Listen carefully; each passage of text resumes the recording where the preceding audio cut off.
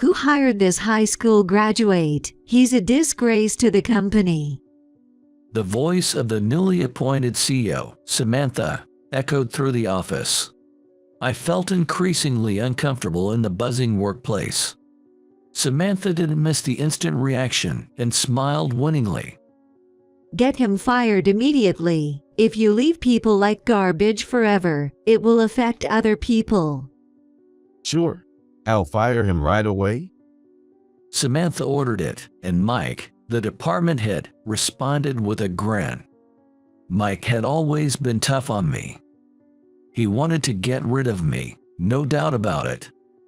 Leaving 2 triumphant looks behind, I left the office. But I wasn't going down without a fight. They had no idea that I was going to fire back a few days later. I could already see the 2 crying and apologizing. My name is John Smith. I turned 40 this spring, just an ordinary middle-aged guy. Until last month, I worked as an office clerk at a company, but the company began downsizing due to the recession. I was the first target, having aged without ever attaining a managerial position. Having changed jobs before, I wasn't too devastated, but it was still a shock when I was laid off. I've been working hard all my life. Maybe I can afford to take it easy for half a year. Born into a low-income family, I was the only one among my friends who chose to work right after high school, while everyone else naturally went on to university. We were all close during elementary school, but as we moved on to high school, I gradually became isolated due to my poverty. The turning point was towards the end of high school. I guess I was a distraction to them, not going to university, at a time when everyone else was stressed and irritable about their studies. Before I knew it, I hardly had anyone I could call a friend. In such a situation, there was only one man who could talk to me as an equal. That was Kevin. His family owned a business, and he had lived a wealthy life from his birth. Our circumstances were complete opposites, yet he was a man with surprisingly little confidence in himself. Crushed by his parents' expectations, Kevin often complained that talking to me, who didn't treat him any differently, was when he felt most at ease. I'm destined to take over my dad's company, so I can choose what I really want to do. I have to study I don't like, even at home. I can stand it. But you're doing your best, which is amazing. I will work hard too, and become just as wealthy as you. If I manage to take over the company, let's work together. Having you around would make me more motivated. I hadn't been in touch with him whom I had made such a promise to since high school graduation. He must be busy with his daily life. I wonder what Kevin thinks if he sees that I am unemployed. As these thoughts crossed my mind, a single phone call drastically changed my life. About a week after I quit my job, I received a call from an unfamiliar number. Picking up the phone without much thought, I heard a man's voice, sounding rather nervous. Hello, is this John speaking? Yes, it's me. And may I ask who's calling? I'm relieved. I was worried you might have changed your number. When I identified myself, the caller's voice brightened up as if a flower had bloomed. It's me. I'm Kevin, your friend from high school. Do you remember me? I was surprised since I had been thinking about Kevin recently. We hadn't been in touch for over 10 years, so recognizing his voice was unexpected. My spirits lifted, momentarily forgetting about being laid off. It's been so long. How many years has it been? How have you been? I've been getting by. I have something to report to you. Next month, I'll officially take over my father's company. I'm finally going to be the CEO. That's amazing. You've always worked hard since our school days. Seeing him struggle yet persevere, I felt genuinely happy as if it were my own achievement. Thank you. By the way, John, what are you doing now? Asked by Kevin. I hesitated slightly. I remembered that I was fired just a few days ago, and I felt the difference between me and him. Feeling pitiful for getting depressed over my situation compared to my friend even as an adult. I laughed self-deprecatingly and shared my current status. I was laid off from the company I worked at for several years. Just the other day, I've been working non-stop, so I thought about taking a little break. To my surprise, Kevin reacted unexpectedly. That's perfect. Actually, I called because I want to hire you. Do you remember the promise we made back in school? The promise that you wanted to work with me once you became the president. I remember, but are you serious? For me, jobless, there couldn't be a better offer. However, things wouldn't be that simple. As I hesitated, Kevin sighed deeply on the other end of the phone. I'm becoming the president, but honestly, I don't feel cut out for something so grand. I want someone I can trust to support me. Everyone in the company competes for position and prestige. It's unsettling. That's why I need someone reliable like you, John. Kevin's company is a major enterprise, well known in the region. With many ambitious employees, there must be a lot of internal competition. He doesn't like such a tense atmosphere. But his effort to take over the company must have been immense, beyond my imagination. I'm honored that you still rely on me. Please let me work with you. Thank you. Let's make this company better together. I have a job that I can confidently entrust to you. And so, I ended up joining Kevin's company. The scale of this new workplace was incomparable to the previous company I had worked for, and I felt my spine straighten on my first day. Kevin wanted me to work as his right-hand man. However, I requested to start from the bottom for a few years, so I was assigned to a certain department. My assignment was in the sales department, and my boss, Mike, who is the department head, was a strong-willed man. You are lucky to be hired at your age. Middle-aged men like you are not needed in this company. What was the new president thinking? Mike, just 5 years older than me, spat these words at our first meeting. Ambitious Mike seemed unhappy about Kevin becoming the president. Are you a high school graduate? You're incompetent. So don't go against what I say. Just obey orders silently. Got it? No wonder Kevin felt uneasy with such employees around. I felt dizzy from Mike's personal attacks, but I couldn't show weakness, being expected to perform.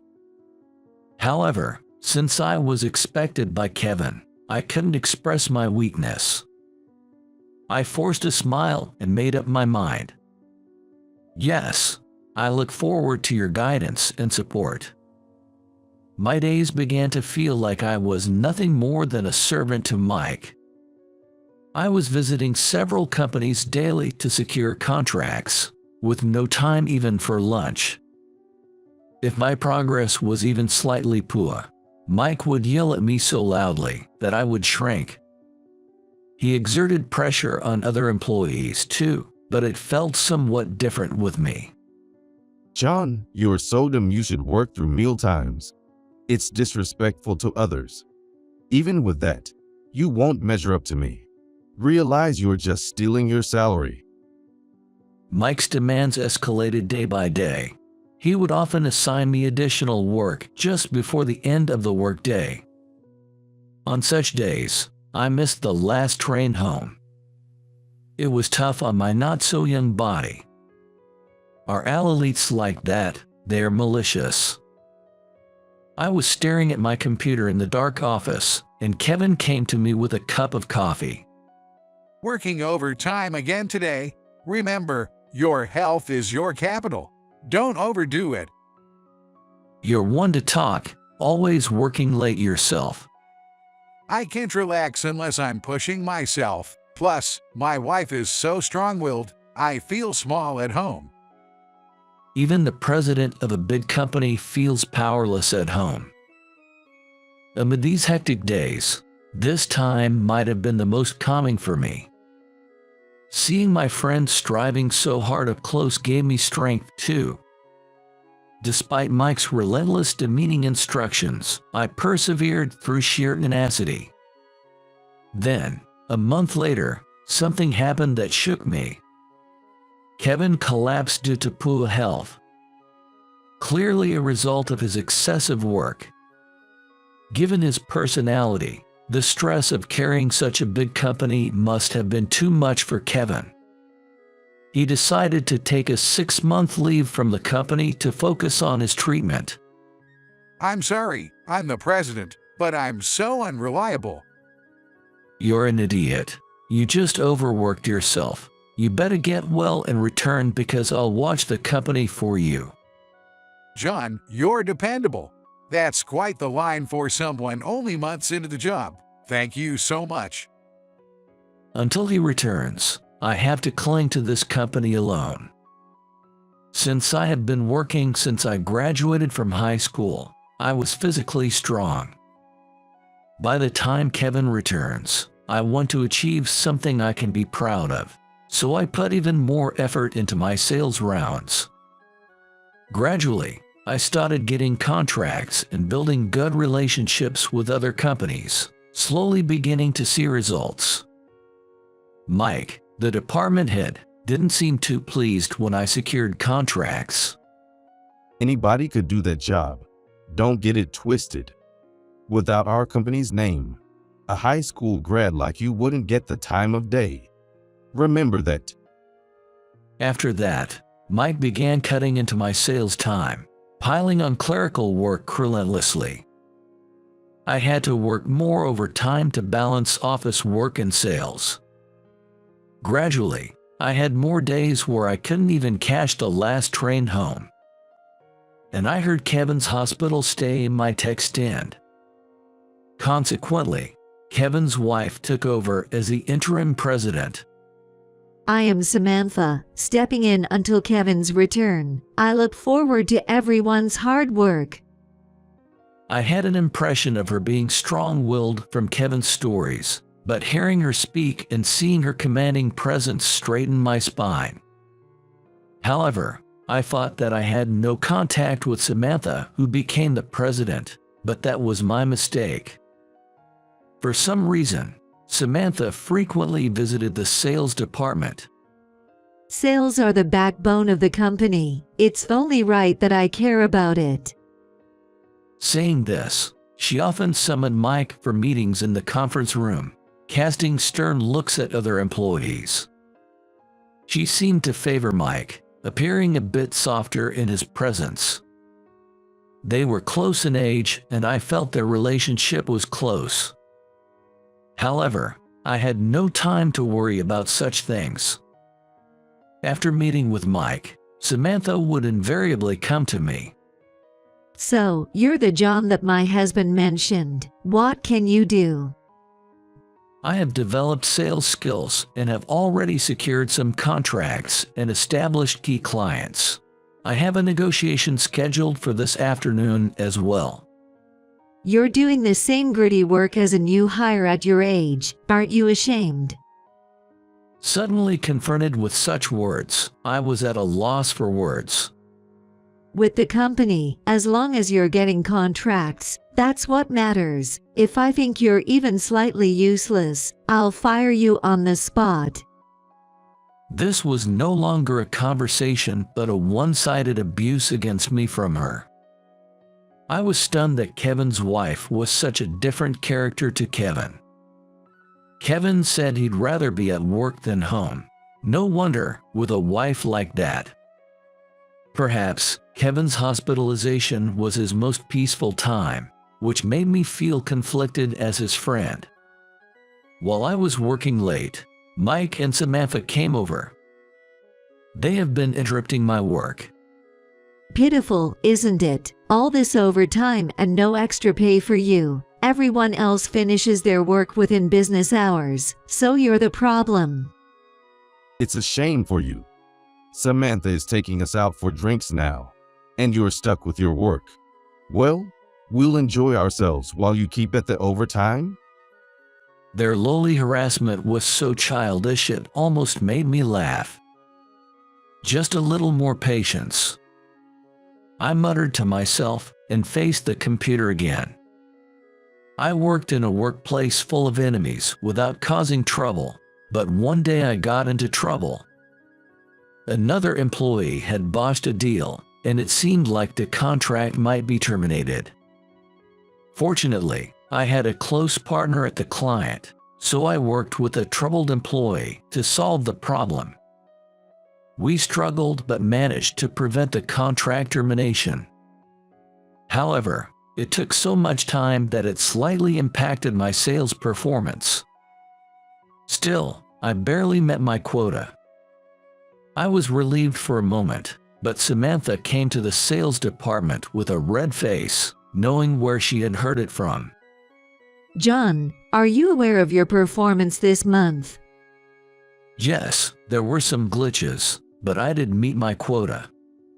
You should be achieving much more than just the quota. Don't you feel any gratitude to the company that gave you a chance, considering your incompetence? In front of the other employees, Samantha scolded me loudly. A colleague I had helped with a negotiation came to my defense, but Samantha dismissed it. You think that if you make allies like that, someone will help you. I know what you're trying to do. That's how you approached my husband. I know you were his friend from school, but you are a scumbag. That's not true. My relationship with Kevin, it's not like that. I genuinely respect him as my friend. Isn't this beyond the scope of work?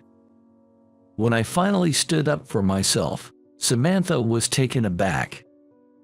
She must have thought I would always be docile, but I can't stay quiet when my friendship is under attack. After a moment of silence, as Samantha and I were locked in a stare, Mike came over with a smug grin. What's all this din? The newbie seems to be causing quite a stir. Then, Samantha clung to Mike as if she had found an ally. John just barely met his quota, and now he's acting all high and mighty. Seems like he has no sense of gratitude towards the company. Mike's arrival seemed to energize Samantha, and I began to feel irritated. I hadn't done anything wrong, and this conversation was a waste of time. Thinking it was time to end this, I was about to back down when Mike said, Well, it can't be helped. After all, this guy is a high school graduate. You can't live without being shameless, right? What? He's a high school graduate. Samantha's face broke into a triumphant smile. Who hired this high school graduate? He's a disgrace to the company. It was President Kevin, now in the hospital. Maybe he couldn't refuse because of old time's sake. Right. After all, he's too soft and easily deceived. Mike made such remarks, and I attempted to respond, but was overpowered by Samantha's assertiveness. Get him fired immediately. If you leave people like garbage forever, it will affect other people. Right on, Samantha. I absolutely detest working with such people. I'll fire him immediately. We don't need a high school graduate who lacks a spirit of service to the company. I'll find some reason to dismiss him. Exactly. Then hurry up and prepare the paperwork. Eliminating a salary thief is also part of my job as the president. The two chuckled and glared pressuredly at the employees around them. I watched this with a sense of detachment. That's enough. Speaking up is pointless. I didn't want to hear Mike and Samantha's laughter anymore. Silently, I turned on my heel and walked away. While apologizing to a colleague trying to stop me, I gathered my belongings and left the office. After exiting the large building, I looked up at the floor where the office was located. Mike and Samantha were probably feeling very satisfied by now. They must be relieved, thinking they can finally build their empire without the nuisance of my presence. I felt disheartened. I let out one sigh and called Kevin in the hospital. "I'm sorry, Kevin. I was forced out sooner than expected."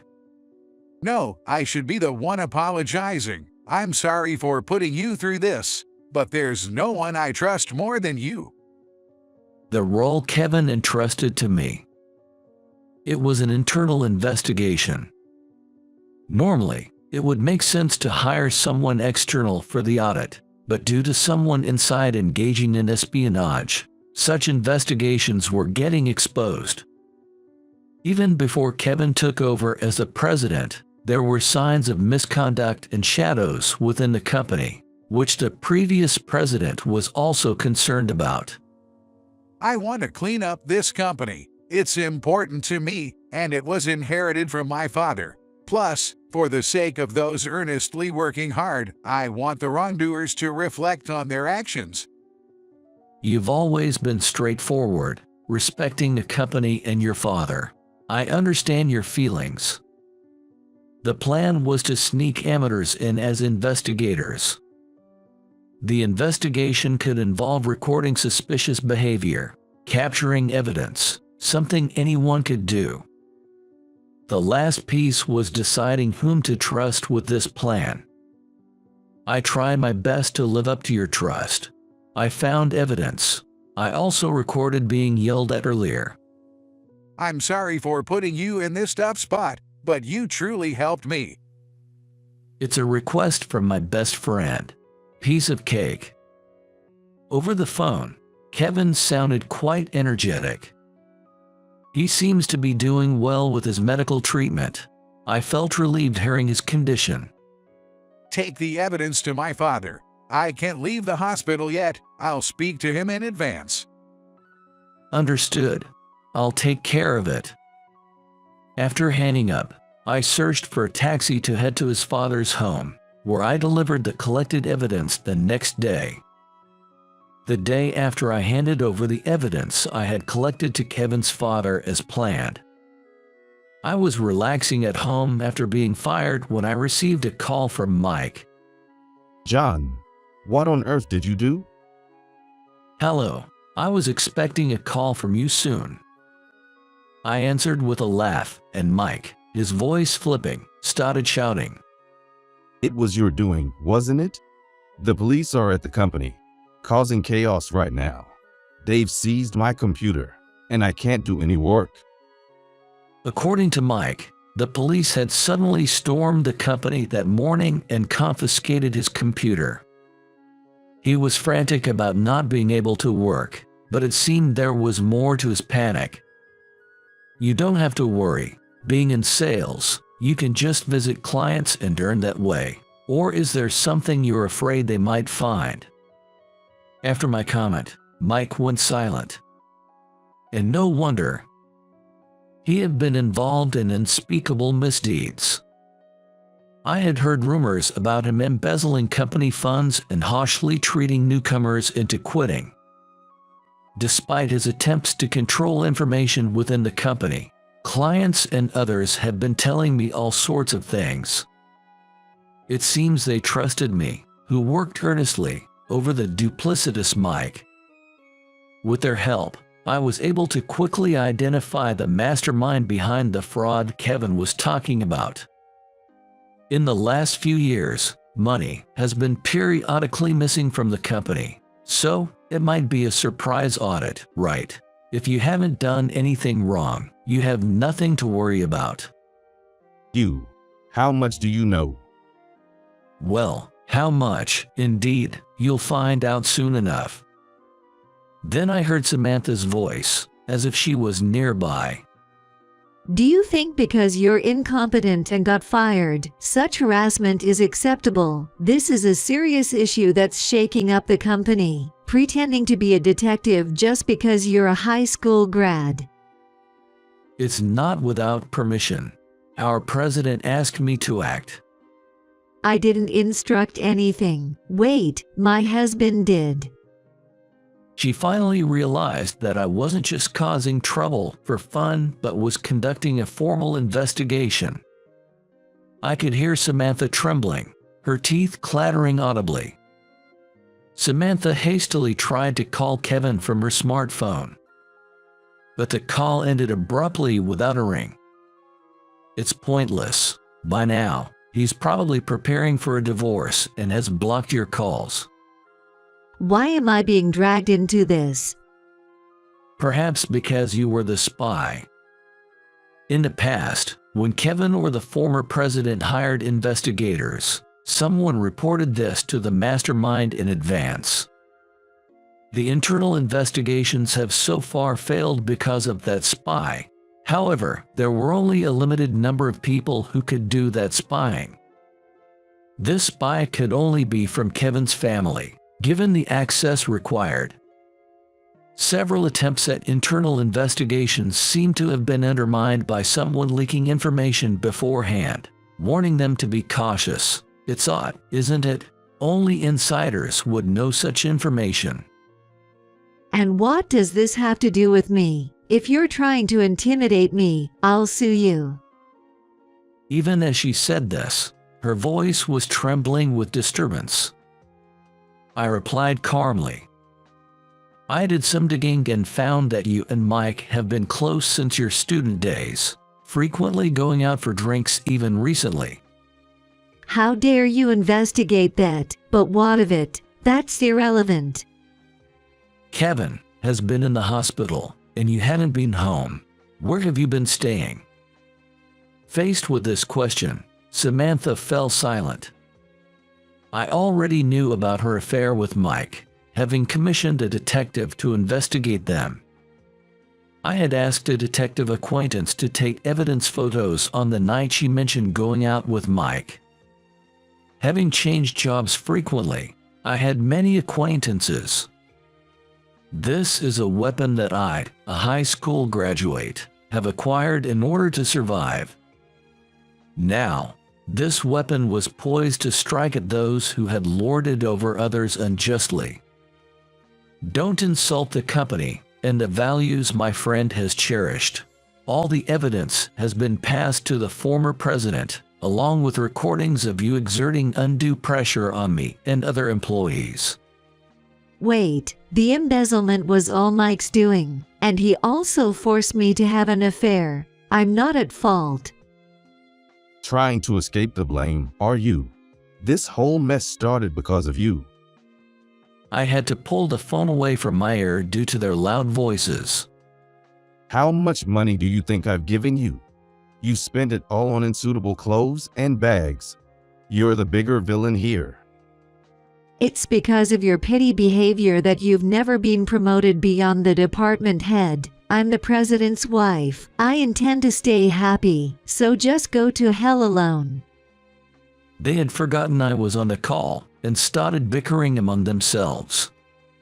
Continuing the conversation seemed pointless. After hanging up, I began getting ready to leave. I went to the hospital to see Kevin. The investigation into Mike's computer revealed embezzlement. As a crime was committed for many years, the damage was reportedly over $50,000. He had squandered all of it on gambling, alcohol, and expenses for his affair with Samantha. Other executives connected to Mike were also implicated and faced consequences. This scandal was deeper and more extensive than anticipated, exposing long-hidden shadows within the company, much to the satisfaction of Kevin and the former president. My father has been troubled for so long. I feel like I've finally been able to do something good for him. You have always honored your parents ever since you were a student. You were already admirable when you respected your parents and showed them how to work hard. Kevin, who had been ill until then, was getting better, as if the spell was broken. Is it because he was able to clean up company darkness? Was it easier being in the hospital than seeing Samantha? Yeah, our relationship turned cold soon after we got married. Kevin and Samantha had been married for about 3 years. But contrary to the initial phase of their relationship, her personality drastically changed post-marriage. Later, it was revealed that she and Mike had been connected from the start, possibly planted as a spy to covertly aid Mike's embezzlement. Mike and Samantha must be so frustrated that I, a high school graduate, brought it all to light. It's a punishment for suffering, my friend. So, what will happen to Mike and Samantha now?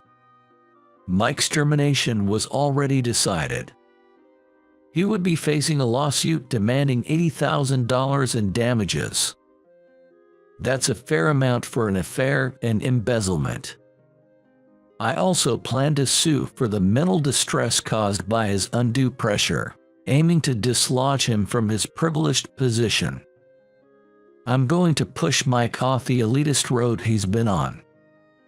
As for Samantha, she was undergoing divorce proceedings.